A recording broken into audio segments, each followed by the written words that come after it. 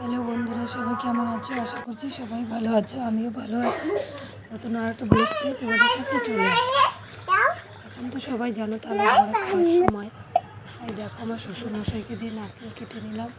আমার ছেলে আর মেয়ে দেখো কী করছে, নারকেলের জল খাওয়ার জন্য পাগল হয়ে যাচ্ছে। আমার ছেলে এই যে নারকেলের জল খেয়ে নিয়েছে, বেশ ভালোই ছিল। নারকেলটা কুড়িয়ে নিলাম।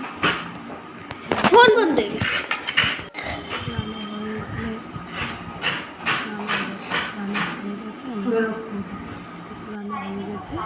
তারপরে কিছু বাজার থেকে শপিং করে এনেছিলাম ঘরের জিনিস, সেগুলোকে একটু ছোটো ছোটো ভরে রাখলাম।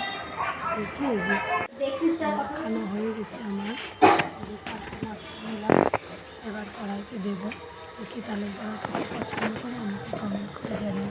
অবশ্য সবাই তালের বড়া খেতে পছন্দ করে। তাল ছিল সেটুকু জাল দিয়ে নিয়েছি। এবার দেখো তেলটা গরম হয়ে গেছে, আর তালগুলোকে আমি আস্তে আস্তে ছেড়ে দেবো। সবাই তালের বড়া এই সময় খেতে খুবই ভালো লাগে।